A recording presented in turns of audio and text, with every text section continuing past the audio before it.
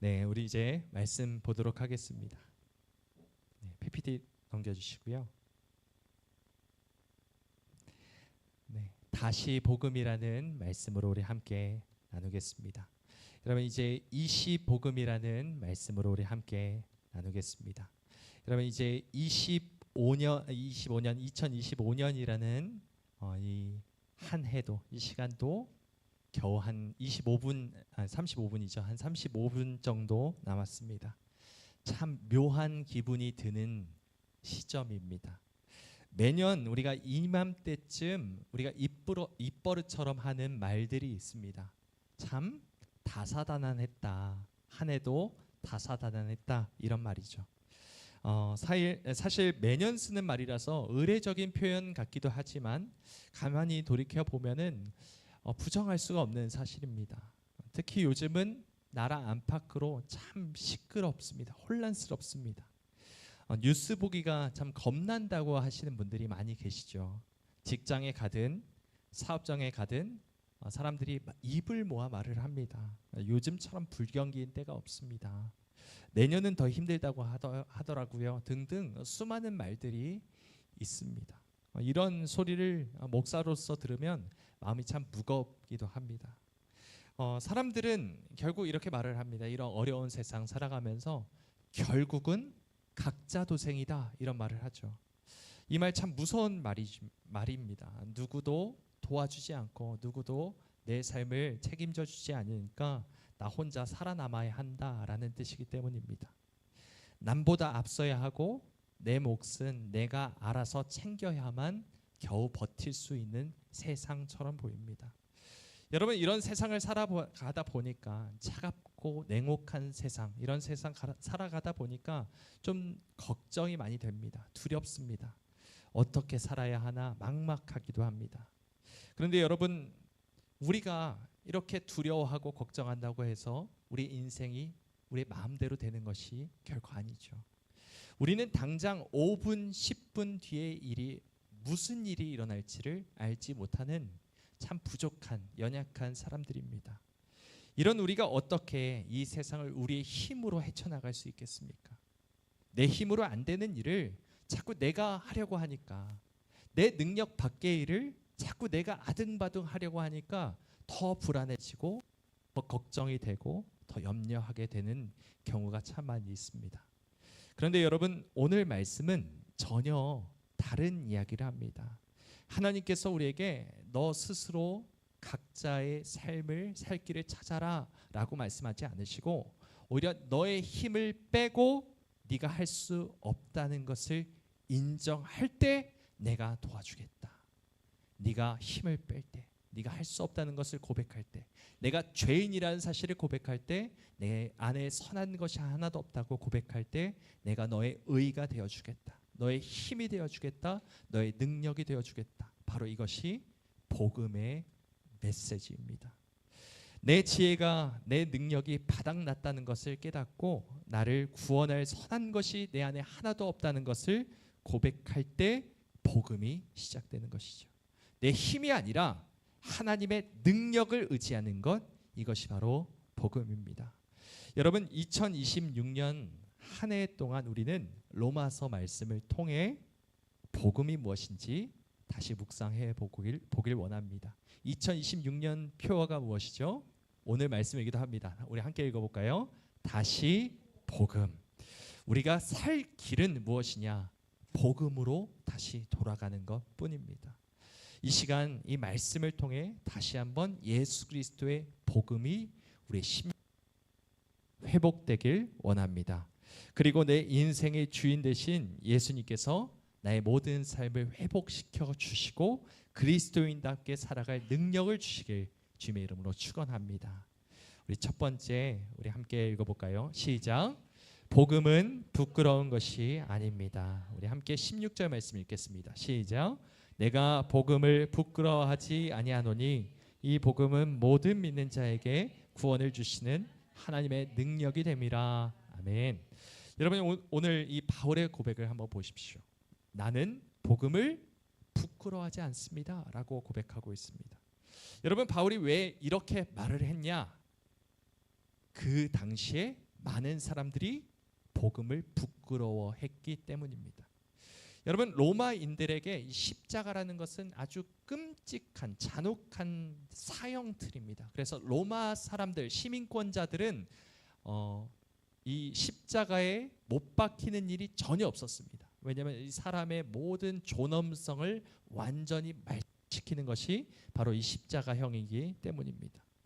근데 여러분, 바울은 그 십자가에서 죽으신 예수님이 온 세상의 구원자이시고 하나님의 아들이시다, 그리스도다라고 전하면서 돌아다녔습니다. 그러니까 이 세상 사람들, 그리스 로마 문화 안에 있는 이 모든 이 로마권 안에 있는 사람들이 얼마나 이것을 말도 안 되는 미련한 것이다, 바보 같은 일이라고 보았겠습니까? 능력도 없어서 십자가에 못 박혀 죽은 이 가난한 목수 출신 유대인 청년이 무슨 신이냐, 무슨 하나님이냐, 무슨 나의 구원자냐, 이게 말도 안 된다라고 말하는 사람들이 참 많이 있었습니다. 눈에 보이는 것만 보면 복음은 정말 미련해 보입니다. 오늘날도 이 복음, 우리 교회, 그리고 하나님의 말씀에 대해서 이런 취급을 많이 받습니다. 사람들은 시대 흐름에 뒤처지지 않으려고 매일 뉴스 기사를 보고 생존을 어떻게 해야 되나 생존 전략을 짜죠. 이런 사람들의 눈에 복음을 믿는 그리스도인들은 대책이 없어 보입니다. 도대체 뭘 하고 있는 건가? 지금 각자 도생인데 살 길을 찾아야 되는데 다들 그냥 대책 없이 손 벌리고 있는 것처럼 보이기 때문입니다. 눈에 보이지 않는 것, 하나님의 능력을 의지하는 것, 십자가에서 죽으신 예수 그리스도를 믿는 것, 이런 것은 나약하니까 이런 미신 따위를 믿는 것이다, 또는 능력 없는 것을 이렇게 합리화하는 것이다 라고 조롱하는 사람들도 참 많이 있습니다. 하지만 여러분, 성경이 뭐라고 말하느냐면 우리 고린도전서 1장은 이렇게 말씀합니다. 함께 읽어보겠습니다. 시작. 십자가의 도가 멸망하는 자들에게는 미련한 것이요 구원을 받는 우리에게는 하나님의 능력이라. 아멘. 여러분, 세상 사람들이 미련하다고 말하는, 그래서 믿지 않는 이 십자가의 복음이 사실 우리를 구원하고 우리를 온전케 하는 하나님의 능력이 된다라고 사도 바울은 외치고 있는 것이죠. 여러분, 이것이 바로 하나님이 말씀하시는 진리입니다. 여러분 모두가 이 말씀을 믿기를 간절히 소망합니다. 근데 여러분, 한번 나 자신을 솔직히 한번 들여다보십시오. 나는 정말 복음이면 충분하다고 믿고 있는가? 나는 예수 그리스도가 나의 전부라고 정말로 고백하고 믿고 있는가? 입으로는 예수님을 믿습니다. 입으로는 복음을 믿습니다. 나 십자가만 있으면 됩니다. 예수 그리스도의 이름만 내가 붙들면 됩니다라고 입으로는 말하지만 사실 세상 사람들과 전혀 다를 것 없이 살아갈 때가 참 많이 있지 않습니까? 교회가 교회답지 않고 그리스도인이 그리스도인답지 않기 때문에 지금 하나님의 이름이 모독을 받고 있습니다. 세상 사람들이나 그리스도인이나 결국 보면은 똑같은 고민을 하고 있어요. 어떻게 살아가야 하나? 먹고 사는 걱정, 건강에 대한 걱정, 자식에 대한 걱정 등등. 결국 이 땅에 속해서 육신의 생각만 하면서 살아가는 경우가 너무 많이 있다는 것이죠. 세상 사람들이랑 똑같이 염려하고 똑같이 불안해하고 똑같이 두려워하며 살아갑니다.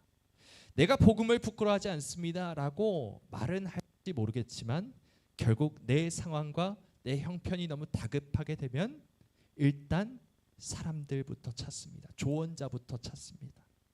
여러분, 이 시간 우리 자신을 정직하게 들여다보길 원합니다. 우리는 무엇을 의지하고 있습니까?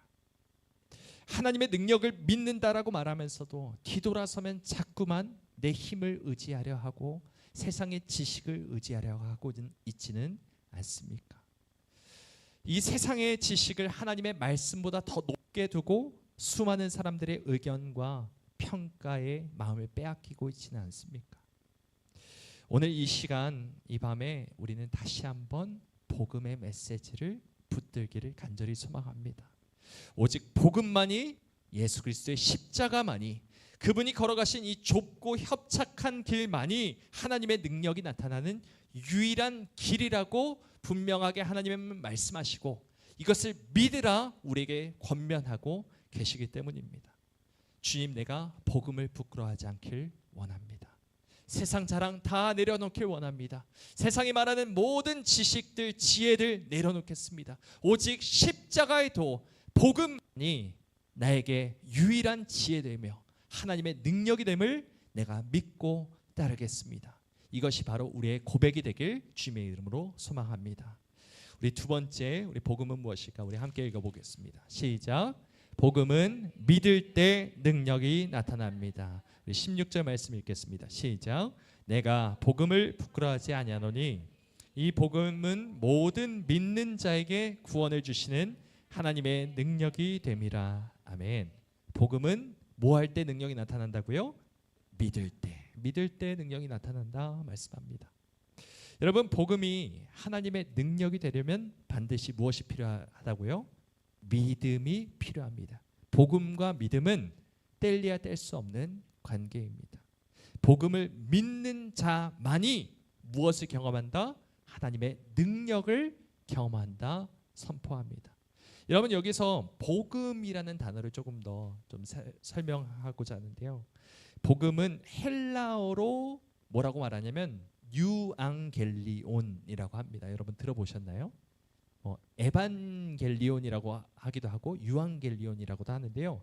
이 단어가 원래 어디서 쓰였냐면 교회에서 먼저 만든 말이 아닙니다. 당시 그리스와 로마 제국에서 황제들이 쓰고 모든 이 나라의 가장 높은 사람들이 쓰던 말입니다. 여러분, 전쟁 중입니다. 로마와 어떤 나라가 전쟁 중입니다. 전쟁터에서 전령이 먼지를 휘날리면서 성 안으로 돌아옵니다. 성한 백성들이 가슴을 졸이면서 숨죽이고 기다리고 있습니다. 무슨 소식을 전하고 있나? 우리가 전쟁에 진 것은 아닐까? 이제 우리가 노예가 되는 건가? 남자들은 다 죽게 되는 건가? 우리 아들은 살아있을까? 이런 걱정을 하고 있는 중입니다. 그때 전령이 성에 도착해서 목이 터져라 외칩니다. 유앙겔리온, 유앙겔리온, 유앙겔리온 계속 외치는 겁니다. 여기서 유앙겔리온이 뭡니까? 복음이다, 좋은 소식이다, 아름다운 소식이다. 무슨 말입니까? 우리가 승리했다, 이 나라가 승리했다, 이 말을 하고 있는 것이죠. 이제 전쟁은 끝났습니다. 우리의 왕이 승리했습니다. 이 말을 하는 것이 바로 복음이었던 것입니다. 여러분, 이 복음의 소식을 듣기 전까지 사람들이 무엇을 하고 있었습니까? 집집마다 문을 걸어 잠그고 숨죽여 두려워하고 있습니다. 피난짐을 싸고 있습니다. 이제 어떻게 살지 하면서 불안해하고 있습니다. 그런데 유앙겔리온, 우리 왕이 승리했다, 이 나라가 승리했다라는 소식을 듣게 되는 순간 두려움은 없어지죠. 끝났으니까 전쟁이. 승리한 왕이 이제 우리를 책임지고 보호할 것이기 때문에 이젠 두렵지 않게 되는 것입니다. 여러분, 한번 생각해 보십시오. 우리가 25일 크리스마스 때 왜 우리가 기뻐했습니까? 성탄절이 왜 기쁜 날이죠? 네. 뭐라고 말씀하셨죠? 네. 네. 뭐라고 하는지 잘 모르겠지만, 네. 각자 열심히 그래도 대답을 해주시려고 해서 너무 감사합니다. 하나님이 사람의 몸으로 이 땅에 내려오셨다는 사실이 우리에게 큰 기쁨의 소식, 복음이 되는 이유는 분명하죠.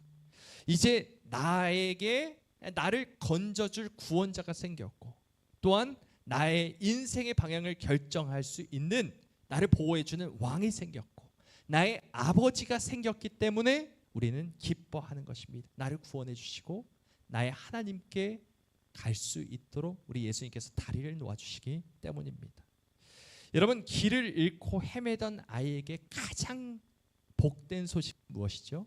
아버지를 찾는 것입니다. 아버지를 만나는 것입니다. 예수님이 오셨다는 것은 바로 우리에게 그런 완벽한 보호자가, 아버지가 생겼다는 것입니다. 그런데 여러분, 오늘날 우리의 모습은 어떻습니까? 우리는 입으로 예수님을 믿습니다. 복음을 믿습니다. 예수님 오신 것을 찬양합니다. 기뻐합니다. 말하면서도 정작 교회 문을 나서는 순간 각자 도생이다라고 말을 합니다. 어떻게든 막 머리 싸매고 이 냉혹한 현실 가운데 적응하려 합니다.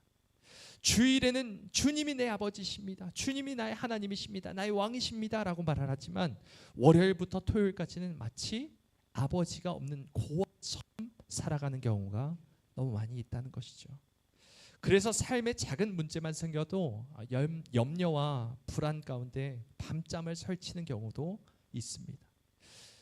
여러분, 하지만 이런 것들은 결국에는 복음을 믿는 것이 아닙니다.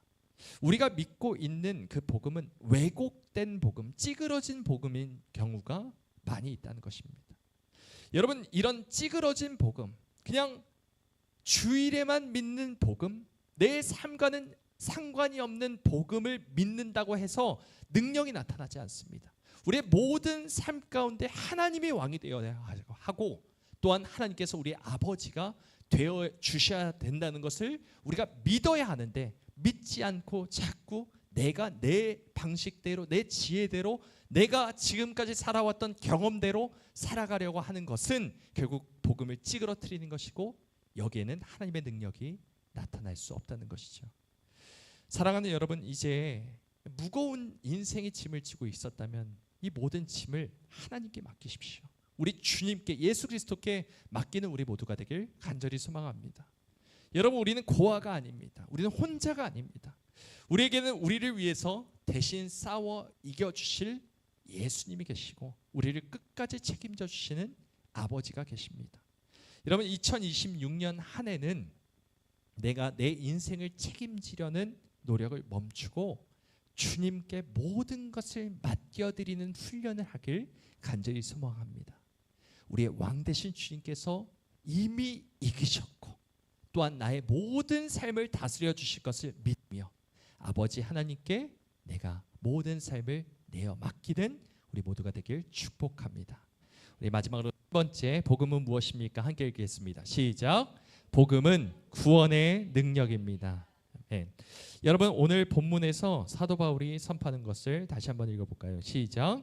이 복음은 모든 믿는 자에게 구원을 주시는 하나님의 능력이 됨이라. 아멘. 모든 믿는 자에게 무엇을 주십니까? 구원을 주십니다. 근데 여기서 말하는 구원은 어떤 것을 말할까요? 예수 믿으면 천국 간다, 이것만 구원일까요? 당연히 이것도 구원 중에 하나입니다. 하지만 성경이 말하는 구원은 그 정도에 국한되어 있지 않습니다. 물론 죽어서 천당 가는 것도 중요하겠죠. 하지만 이 세상 살아가는 동안 그 구원은 아무 효력이 없나요? 그렇지가 않다는 것입니다. 성경이 말하는 구원은 우리가 생각하는 것보다 훨씬 더 크고 훨씬 더 넓고 깊습니다. 교회 다니면서 수없이 들은 이 구원이라는 단어라서 무뎌질 수 있지만, 사실 이 말은 그냥 우리가 함께 건져냄을 받는다 정도가 아니라 우리의 삶이 제자리로 돌아간다는 뜻을 가지고 있습니다. 소테리아, 제자리로 돌아간다. 마치 망가진 물건이 고쳐지고 엉망이 된 인생이 하나님의 손에 이끌려서 완전히 회복되는 것이 구원이라 말을 합니다. 여러분, 복음을 믿을 때, 우리의 삶에 복음이 회복될 때 구원의 능력, 회복의 능력이 나타난다라고 오늘 사도 바울은 말하고 있는 것입니다. 여러분, 이 복음의 능력이 우리 삶에 어떻게 나타나는지 두 가지만 말씀드리고자 하는데요.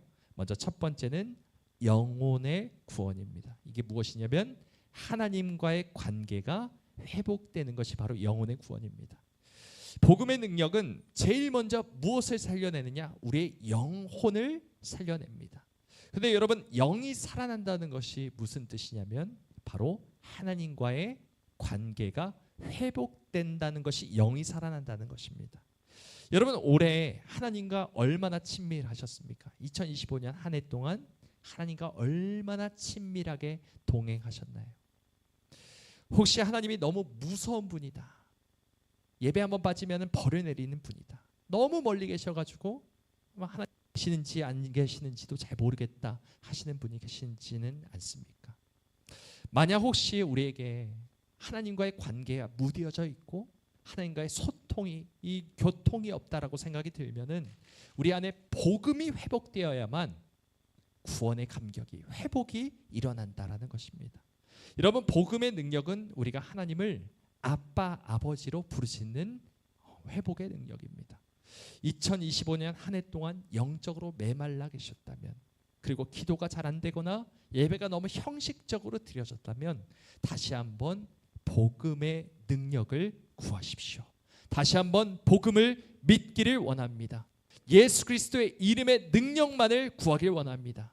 나의 힘을 빼고 오직 하나님께만 구원이 있다는 것을 믿을 때 다시 한번 하나님과의 관계가 회복되고 우리의 영이 살아날 줄 믿으시기 바랍니다. 두 번째, 마지막 두 번째입니다. 우리 함께 읽어보겠습니다. 시작. 마음의 구원입니다. 이어서 하나님과의 관계가 회복이 되면 반드시 우리의 마음이 변화가 일어납니다. 하나님을 떠난 사람의 마음은 항상 공허해요. 헛헛한, 뭔가 허탄한 마음이 듭니다. 이 세상 이것저것 다 시도하고 뭔가를 해보려고 해도 뭐 하고 있는지 잘 모르겠는 이 공허감이 있습니다. 무언가에 자꾸 눌려 있습니다. 이것을 복음서에 예수님께서는 귀신 들린 자를 고치신 걸로 우리에게 말씀하여 주시죠. 예수님이 이 땅에 계실 때 귀신을 쫓아내고 마음이 억눌린 자들, 마음이 상한 자들을 찾아가셔서 그들의 마음에 평안을 주셨습니다. 회복시켜 주셨습니다. 그 이유가 바로 여기 있습니다. 복음은 우리의 마음에 평안을 가져다 줍니다. 복음의 능력이 우리의 삶 가운데 다시 한번 회복이 된다면 내 마음을 괴롭혔던 모든 열등감과 분노와 쓴 뿌리들, 상처들, 중독, 이런 모든 사슬들이 다시 한번 끊어지게 됩니다. 우리가 하나님의 복음을 믿지 않고 의지하지 않기 때문에 이 쓴 다시 나오는 것이지, 우리가 복음에 온전히 매달려 있을 때는 이 모든 마음의 쓴 뿌리들과 상처들과 중독들이 사라지게 된다는 것입니다. 파도가 아무리 거세게 친다 할지라도, 풍랑이 불어 닥친다 할지라도 바다 깊숙이 들어가 어떻습니까? 고요합니다. 조용합니다. 세상이 아무리 난리를 치고 요동친다 할지라도 예수님이 내 마음의 중심을 딱 잡고 계시면 고요하게 되는 것입니다. 평안하게 되는 것입니다. 예수님께서 그 풍랑 가운데서도 백고물에서 주무셨던 것처럼 우리 삶 가운데 진정한 평안을 맛보길 간절히 원합니다. 진짜 평안은 문제가 없는 것이 아닙니다. 풍랑이 가득할지라도 그 안에서 평안을 누리는 것이 진짜 평안의 진면목이라는 것이죠. 여러분, 마음에 어려움이 있으신 분들, 평안이 없고 계속 불안과 두려움이 있으신 분이 계십니까? 이 시간 주님이 주시는 복음의 능력으로 다시 한번 우리의 마음이 새롭게 되고 회복되길, 평안을 누리시길 주님의 이름으로 축원합니다. 사랑하는 여러분, 2025년 마지막 시간입니다. 이제 15분 남았습니다. 이제 우리 모두 세상이 말하는 이 각자 도생의 길에서 벗어나길 원합니다. 내 힘으로 아등바등 살아내보겠다라는 이 교만을 꺾기를 간절히 소망합니다. 대신에 우리는 각자 도생이 아니라 무엇을 제시하길 원하냐면, 제가 새로운 말을 하나 제안하려고 하는데요. 우리 함께 읽어보겠습니다. 시작. 복음 도생. 무엇입니까? 복음이 나의 살 길을 도모합니다. 우리가 각자 내 살 길을 도모하는 것이 아니라 복음이 우리의 살 길을 제시해주고 복음이 우리를 살려주고 다시 한번 예수 그리스도께, 하나님께로 가까이 가게 해주는 진짜 능력이 있다는 것을 우리가 믿으시길 바랍니다.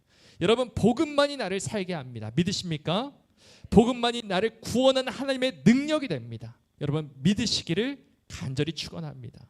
우리가 복음을 부끄러워하지 않는 이유, 복음은 모든 믿는 자에게 구원을 주시는 하나님의 능력이 되기 때문에 우리가 복음을 믿어야 하는 줄 믿습니다. 우리 모두가 2026년 한 해도 복음의 능력으로 우리의 모든 삶이 회복되고 오직 하나님과 함께 동행하며 살아가기